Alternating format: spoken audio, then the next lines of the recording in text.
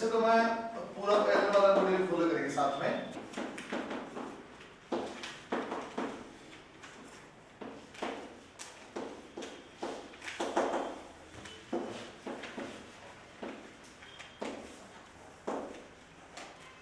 Follow से करा जैसे मैं बोल रहा था ऐसा जैसे 5 से 6 क्वेश्चन आते हैं बच्चों हर साल।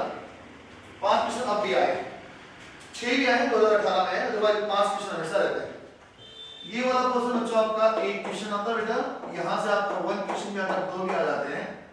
कभी भी क्वेश्चन का यहां से वेटेज कम है, अगर केटीसी थर्मल हमेशा 3 क्वेश्चन आए, इसका वेटेज कभी प्रभावित नहीं हुआ।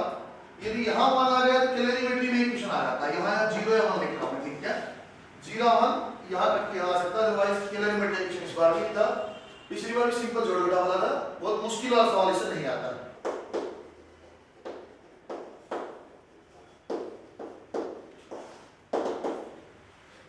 ऐसे तो मैं जानता हूं मेजरमेंट ऑफ टेंपरेचर में पढ़ना है, मैं आपको धीरे-धीरे रिलेट करता हूं मेजरमेंट टेंपरेचर में, टेंपरेचर क्या है, कब मेजर करना, क्या मेजर करना, उसके हिसाब से आपको चलाता हूं। देखो कैसा थर्मोमेट्री का पहली चीज देखा जाए तो सर टेंपरेचर आपका क्या है, पहली बात ये बताओ, अभी लिखना है आपको, आराम से सुनना है।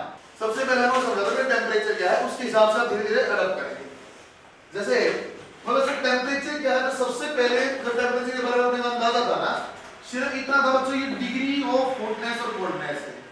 जब आप सबसे पहले सुनाओ कभी तो सर ये गर्म या ठंडा लग रहा है, उसको सारे टेंपरेचर बोलते हैं। और लगाया मैंने कोल्डनेस से भी डिग्री के बता सकते हो, तापमान या हॉटनेस से। तो ये मतलब छू के देखना पड़ता है, सर ये ठंडा लग रहा है, कोल्ड है, तापमान शायद कम है। सर ये छुआ में से आग को देखा गर्म है सर, लेकिन वहां दिक्कत आ गई, कितना गर्म है अंदाजा नहीं है सर, ये भी ठंडा, बर्फ भी ठंडा है, ये ज्यादा ठंडी है ना, लेकिन जैसे आग भी गर्म, उससे ज्यादा गर्म है, उससे कम गर्म भी संभव है। इसलिए बच्चों इसके फेस पे आप पूरा सही टेंपरेचर का बता पाना सही तरीका नहीं लगा।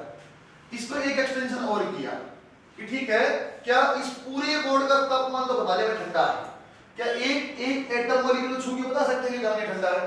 दोबारा बताता हूं, एक बार तो बच्चों को बोलता हूं बेटा आपको एटम या मॉलिक्यूल, एक बार तो आपको बोलूंगा और लगा के, लेकिन आपको बाद में ध्यान देना, जैसे मैं वाटर की बात कर रहा हूं तो इसका मतलब मॉलिक्यूल की बात कर रहा है आदमी, यदि मैं आपको हीलियम की बात कर रहा हूं तो एटम की बात कर रहा हूं, गलती से निकल के जाएगा मॉलिक्यूल, समझ जाना एटम ही बोलना चाह रहा हूं।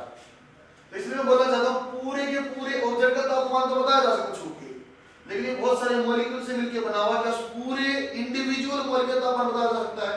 नहीं बताया जा सकता है। इसलिए इसको बोला जाता है बेटा ये एक मैक्रोस्कोपिक प्रॉपर्टी है, ये एक मैक्रोस्कोपिक प्रॉपर्टी है। मैक्रोस्कोपिक प्रॉपर्टी मतलब होता है बच्चों, ये ऑब्जेक्ट के लिए होता है, defined for an object, object के तापमान बताया जा सकता है, इंडिविजुअल एटम और मॉलिक्यूल के नहीं बताया जा सकता। दो बातें हो गई सर, तापमान होना, गर्म और ठंडा लगना, एक बात हो गई सर पूरे ऑब्जेक्ट का बताया जा सकता है, इंडिविजुअल एटम का नहीं बताया जा सकता। और लास्ट बात अपनी इंपॉर्टेंट आगे बच्चों स्टार लगा के सिर्फ तापमान की कोई टेंपरेचर टेक्निकल डेफिनेशन बन सकती है क्या, उसके ऊपर मैं आता हूं। जो बट एक चीज मैं बोलूंगा आपको, देखो कोई भी एटम या कोई एक बोर्ड अपने पास एक ऑब्जेक्ट है, इसके अंदर बहुत सारे एटम और मॉलिक्यूल हैं, वो अपनी जगह पे वाइब्रेट करते होंगे, क्योंकि आपने सुना है rest is an absolute term, rest कुछ होता नहीं, एब्सोल्यूट है। हमने कहां पढ़ा हो, पार्टिकल के लिए मोशन में पढ़ा, बड़ी बड़ी चीजें कार बस, मैं इसके लिए बात करता हूं। आप और मैं भी बने में अपने पास भी एटम मॉलिक्यूल है, हर एटम या मॉलिक्यूल अपनी पोजीशन पे मीन पोजीशन में वाइब्रेट करता है। Measure of average kinetic energy of all atoms oblique molecules. बच्चों को देखना एवरेज काइनेटिक एनर्जी इसे लिखता हूं मैं, एक कंफ्यूजन आ जाता है बच्चे को, क्योंकि वो काइनेटिक एनर्जी का ही मतलब जानता है सर कोई चीज कार चलती है, बस चलती kinetic energy, energy dependent to temperature. आगे देखते हैं थोड़ा, अब टेंपरेचर में समझा, अब आ गया सर टेंपरेचर को मेजर कैसे किया जाए, या टेंपरेचर किस नियम से मापा जा सकता है। देखो एक बात ऐसा लिखा सिंपल, इफ यदि A is in thermal equilibrium with B and A is in thermal equilibrium with C, सही है क्या? इसका मतलब क्या, एंड है बेटा और भी, that means B and C will also be in thermal equilibrium, correct है क्या? इंपॉर्टेंट वर्ड है मेरे लिए, सवाल पूछा हुआ सर, यहां एक टर्म आई थर्मल इक्विलिब्रियम, इसका मतलब क्या होता है बच्चों, इक्वलिटी ऑफ टेंपरेचर, सही बोला क्या सर? तापमान का बराबर जो होता है उसको बोला जाता है थर्मल इक्विलिब्रियम। जीरो का क्यों जरूरत पड़ रहा है, मैं क्यों आपको यहां बता रहा हूं। मान लो 100 डिग्री फ़ारेनहाइट, मैं डॉक्टर के पास गया, डॉक्टर साहब मैं बीमार हूं, तापमान माप लो कितना है, तो डॉक्टर क्या करता है, डिवाइस का नाम नहीं पता है, ऐसा पेंसिल जैसा कुछ होता है, मुंह में रख दिया, छोटा बच्चा बगल में रख दिया, टच करा गया कुछ समय, उसके बाद बताता है ऐसे दिखा कि हाँ आपका 100 डिग्री। कैसे पता चला उसको? जब उसने क्यों कांटेक्ट में रखा है? सर जो बॉडी का टेम्परेचर था इसने टिप को यहाँ टच किया, सर धीरे धीरे जो बॉडी का टेम्परेचर वही टिप का टेम्परेचर हुआ, मतलब आ गया सर दोनों का तापमान बराबर हुआ। जब ये दोनों चीज थर्मल इक्विलिब्रियम में हो तो मैंने बोला सही तापमान मापा है। मतलब टेम्परेचर मेजरमेंट करने के लिए बॉडी की जरूरत पड़ी थर्मल इक्विलिब्रियम, वो वर्ड कहां है बच्चों? 0 फ्लो में। इसका मतलब स्टार पॉइंट यहां बन गया। थर्मल आपके temperature measuring device thermometers are designed on basis of zero flow। सही है क्या? जैसे बात सुनी बच्चा अति उत्साहित हो गया कि मास्टर ने बहुत बढ़िया ज्ञान दिया, तापमान मापने चलते हैं, थर्मोमीटर लेके जाते हैं। देखा हुआ चीज, आसान चीजें मिलती बाहर। उसने क्या किया?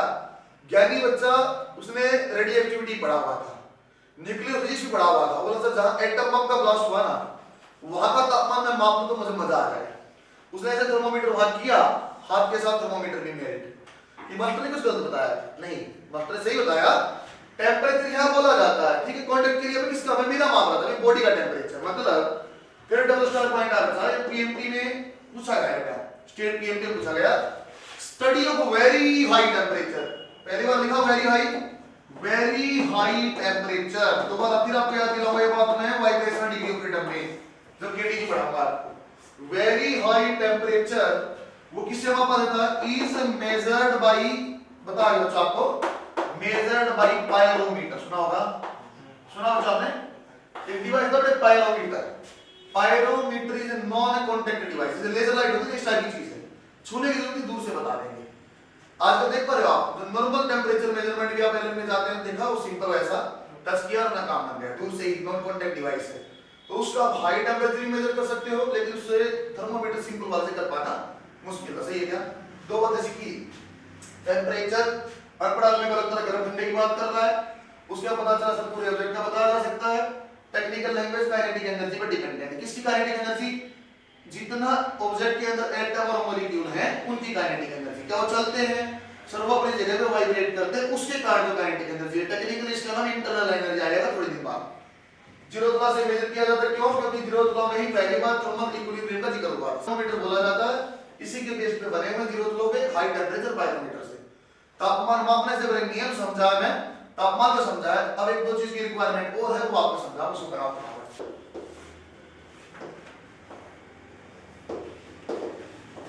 मतलब बड़े बड़े वर्ड है, इसको मैं शॉर्ट फॉर्म में लिखूंगा थोड़ी देर में। जब थर्मोमेट्रिक प्रॉपर्टी पर पूरा लिखा तो बाद में टीपी बोलो। तो अक्सर मैं एग्जांपल देता हूं, जैसे आपको सिंपल में बोलूं जब ट्यूबलाइट ऑन कर दे तो बच्चा जाएगा, बटन दबाएगा, ट्यूबलाइट चल रही, ठीक है भाई, काम बन गया, बहुत आसान है। उसी चीज यदि मैं बोल दूं बच्चे बोर्ड उखाड़ दो, सारे वायर को ओपन छोड़ दो, फिर मैं बोलूं बेटा एक काम करो, ट्यूबलाइट ऑन करो, फिर आप ऑन नहीं कर पाओगे, ट्यूबलाइट को उड़ा दोगे। तो वही चीज, वही ट्यूबलाइट, वही इलेक्ट्रिसिटी, लेकिन एक आसान सी चीज अपने जो स्विच उसने बहुत इजी कर दिया, इसमें दबाएंगे चल पड़ेगी। मैं बोलना ही चाहता हूं बच्चों कि बेटा अपने का जब भी वेरिएशन लेना पड़ता है, मैं ऐसी चीज चाहता हूं उसका वेरिएशन तापमान के साथ देखना आसान हो। मतलब थर्मोमेट्रिक प्रॉपर्टी कोई ऐसी चीज है बच्चों जो तापमान में सीधी सीधी वेरी करे, तो सीधा सीधा ही समझा दो, सीधा सीधा ही समझा दिया।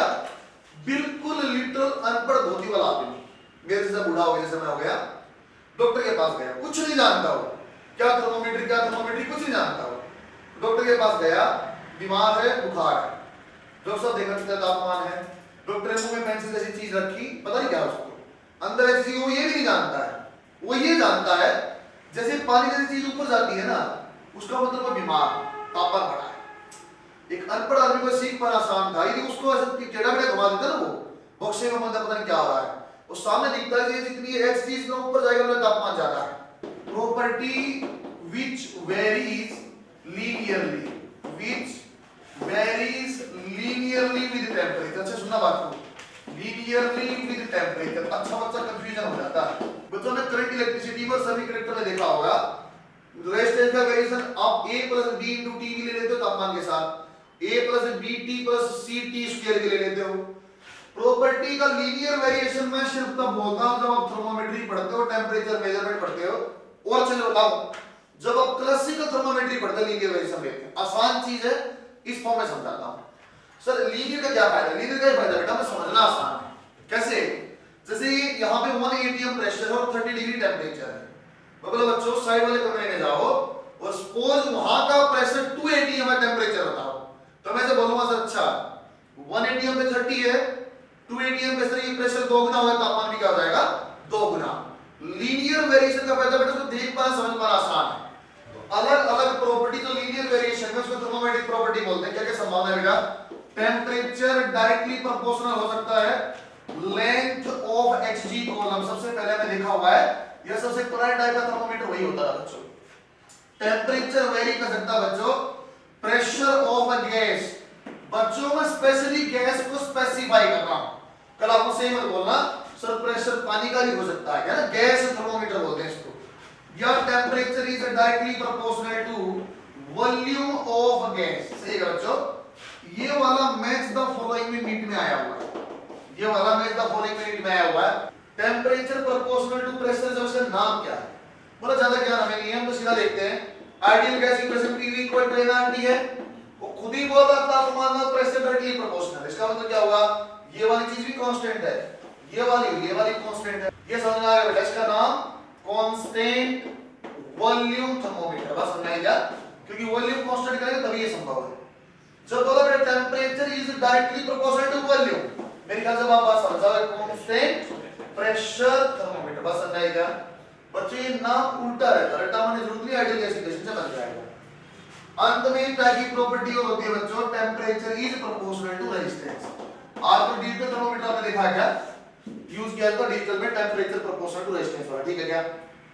मेरे पास दो चीज आ गई बेटा, टेम्परेचर क्या होता है, प्रॉपर्टी में जान गया हूं, मेजरमेंट का नियम में जान गया हूं।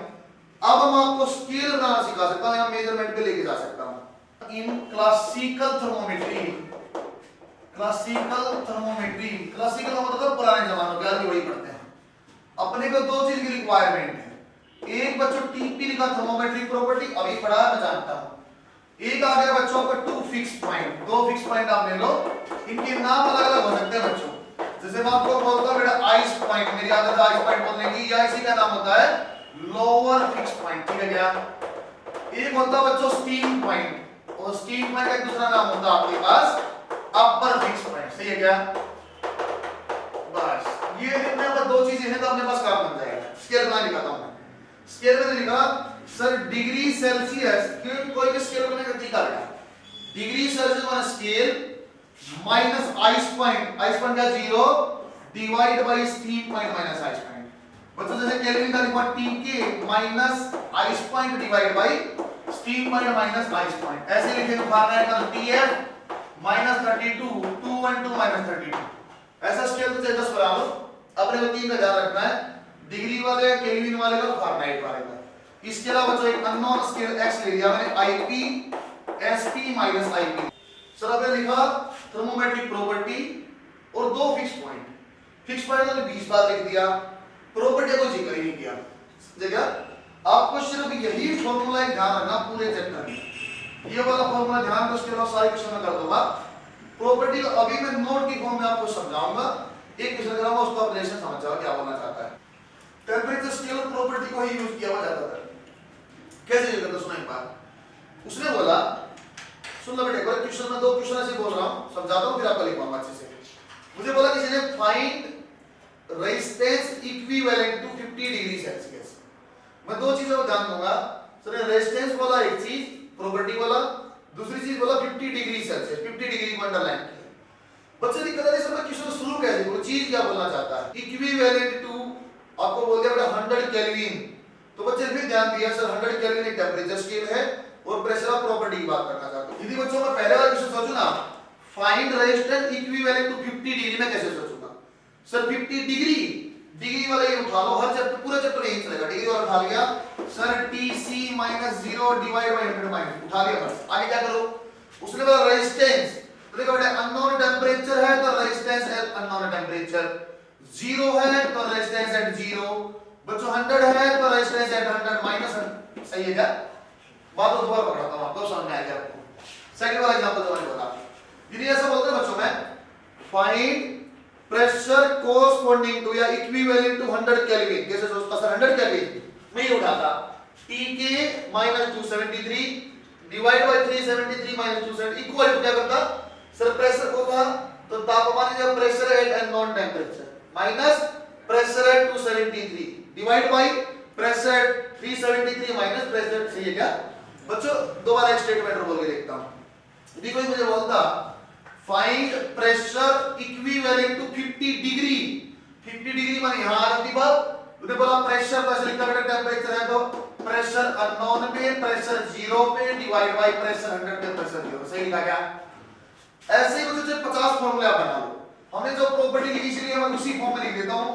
यदि वॉल्यूम से रिलेटेड तो ऐसे बन जाएगा, यदि बच्चों आप करोगे किससे लेंथ से तो लेंथ कैसा बनता है? लेंथ वाला क्वेश्चन रेस में भी दिया हुआ है, लेंथ वाला एनसीईआरटी में भी दिया हुआ है। अच्छे से बात सुनो, फिर बच्चा भयंकर कंफ्यूजन है, सो ये बवाल काट दे, ये बात याद ही नहीं होगी। फिर मैं बोला याद आपको ये वाला ना बेटा, जैसे आपको लगे इस बार आप अपने आप बता दो। यदि मैं बोलता बच्चों find volume corresponding to 150 degree Fahrenheit, मैं क्या करता सर 150 फारेनहाइट वाला आपने एक बात है, वॉल्यूम वाला दूसरी बात है, तो मैं बोलता TF - 32 divide by 2 and 2 - 32 equal to V at unknown temperature minus V at 32, समझेगा बात को? सर ये डायरेक्टली प्रोपोर्शनल नहीं बचा बच्चों, ये सब कांस्टेंट वैल्यू है गिवन होंगी, तो टेंपरेचर अननोन R तो T is proportional to R, बाकी सब तो कांस्टेंट है, सही है क्या? एक्चुअली ये प्रोपोर्शनलिटी वाली चीज को ही ऐसे लिखा हुआ है, सही? इसका मैं क्वेश्चन है कराऊंगा, आपको अंदाजा लगेगा, कुछ और समझाऊंगा, तीसरे क्वेश्चन जब समझ जाओगे। छोटी सी लाइन में लिख दो रिलेशन बिटवीन नोट 1 में, इस पे स्टार लगा बेटा ने, लेकिन ये रेस में सवाल भी है, एनसीईआरटी में भी है, और आज के टाइम पे प्रेशर वाला ट्रिपल पॉइंट की फॉर्म में भी एनसीईआरटी में शॉर्ट एग्जांपल दिया हुआ है। बच्चों थर्मोमीटर का क्वेश्चन किस्मत से फंसता है, किस्मत से फंसना मतलब मैं पिछली बार जब तुम्हें पढ़ा तब भी बोला होगा कि मुझे लगता है बहुत स्ट्रॉन्ग संभावना थर्मोमीटर का सवाल आने, क्योंकि 2 साल हो गए जाए हुए। मैं इस बार फिर बोल रहा हूं क्योंकि पिछली बार नहीं आया, थर्मोमीटर मिस हो गया, थर्मल एक्सपेंशन मिस हो गया, इस बार सवाल जरूर बनना चाहिए, थोड़ा सा समझदार आदमी बनाएगा। एक ही टाइप का सवाल बनता बेटा, वही आप करके देखते हैं। बोलने का 50 डिग्री और रेजिस्टेंस उनका आप अंडरलाइन करो, 50 डिग्री सेल्सियस को लिखा हुआ है और आपको मैंने वहां रेजिस्टेंस लिखा, उसको अंडरलाइन करो बेटा, फाइंड रेजिस्टेंस है ना वहां वाले, देखो कैसा। फिर एक बात समझ में आ गई, आपको डिग्री को रिलेट करना। सवाल कैसे शुरू करो समझा रहा हूं, सवाल ऐसे शुरू करो जो आप जानते हो डिग्री का वैल्यू TC - 0 ऐसे रुक जाओ, सर रेस्ट नहीं कहेगा नहीं जानते। फिर मैं बोला बेटा प्रोपोर्शनलिटी याद है, डायरेक्टली प्रोपोर्शनल था, तो जहां तापमान है वहां अननोन आ गया, जहां 0 है वहां 0 आ गया, और जहां 100 बच्चे कैसे गलती करता है, R को बोल के 100 - 0 से कैंसिल कर लेता है, सही है क्या? आप ऐसी गलती नहीं करेंगे। उसके बाद डिग्री की वैल्यू दिया, 50 डिग्री पुट किया, ये डिवाइड बाय 100, रेजिस्टेंस हमें नहीं जानते, लेकिन सर ये 10 है और ये 90 - 10, अति उत्साह में कैंसिल नहीं करना है, अति उत्साह में 1/2 नहीं करना, नहीं रुकना है।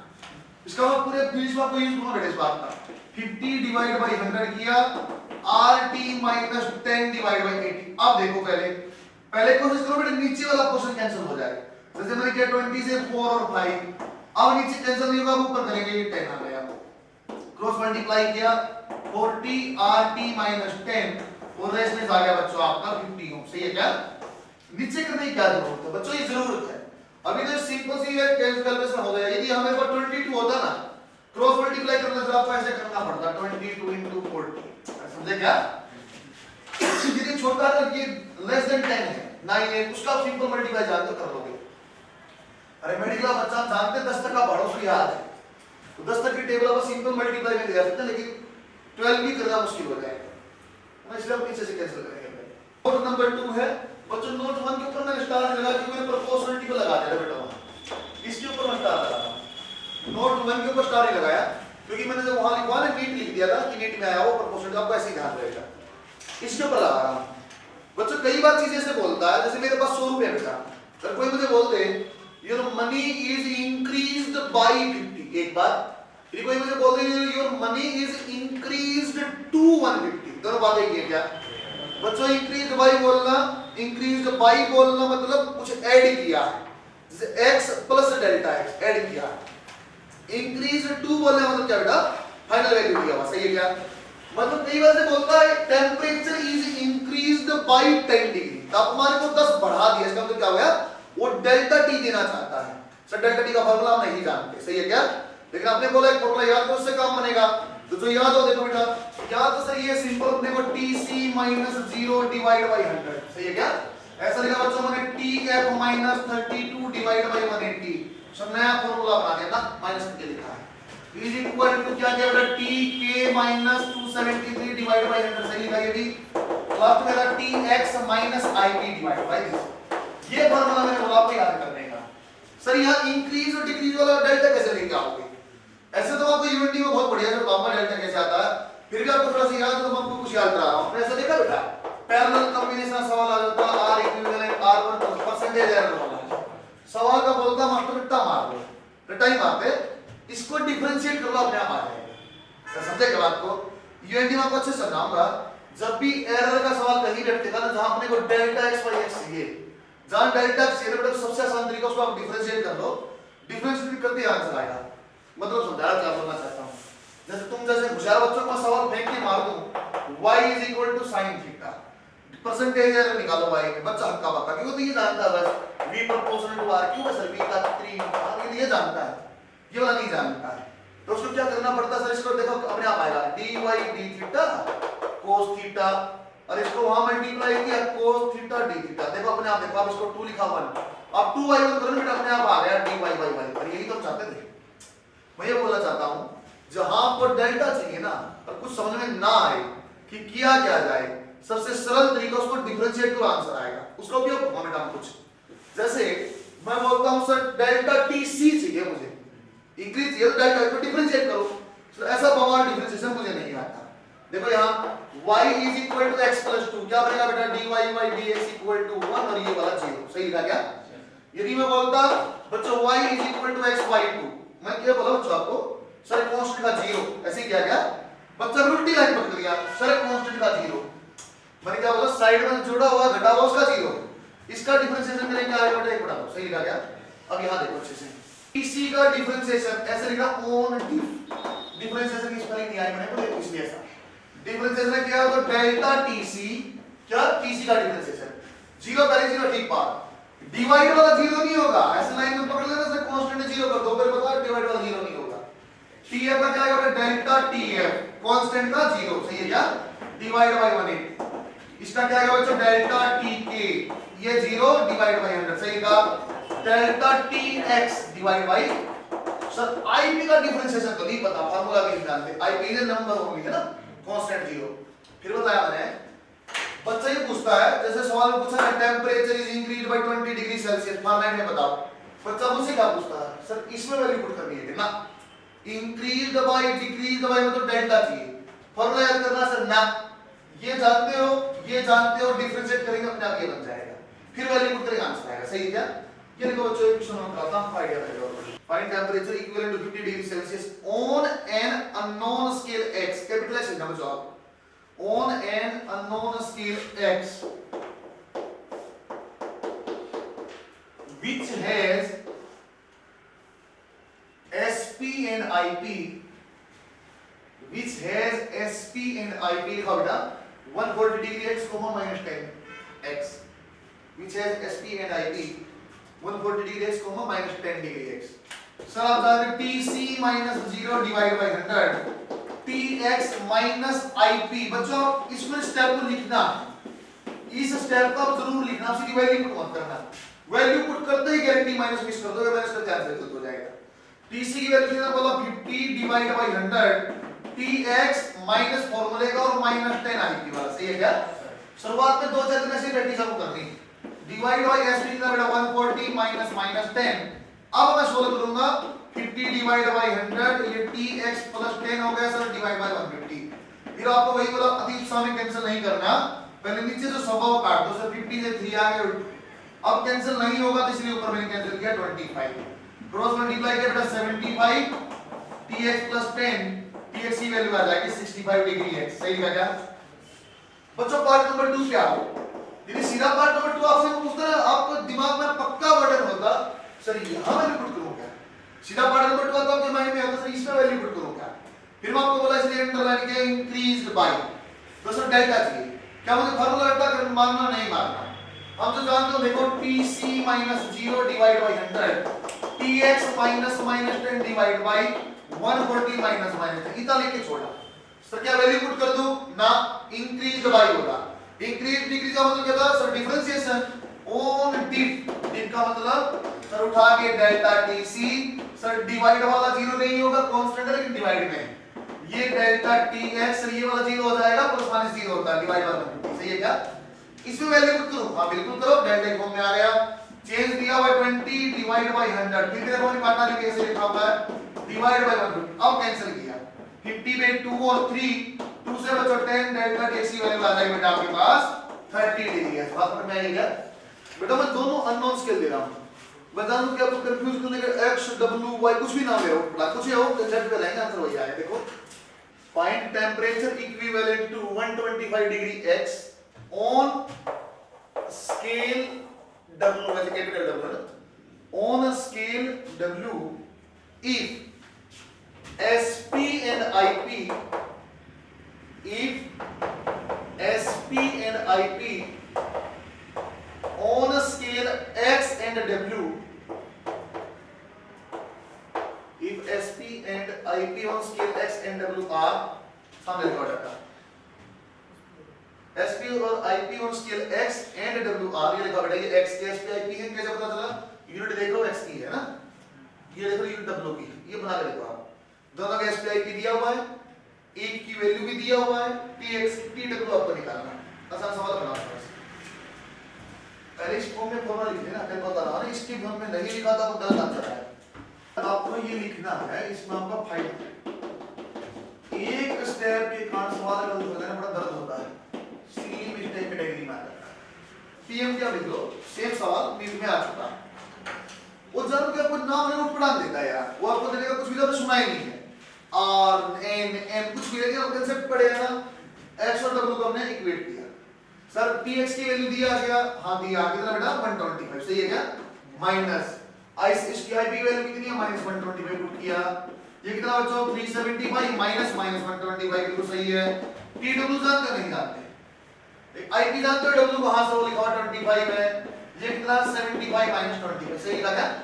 याद रखा बेटा ये माइनस और माइनस प्लस हो गया 250 डिवाइड बाय बच्चों 500, tw माइनस 25 डिवाइड बाय 50, ऐसे छोड़ा, फिर नीचे से कैंसिल किया, सर ये 50 और 50 10 हुआ, ऊपर से 25 बचा, इस साइड आ गया, tw की वैल्यू कितनी आ जाएगी बच्चों 25 plus 25 that is 50 degree w, w वाली यूनिट से निकाला उस फॉर्म में आ गया।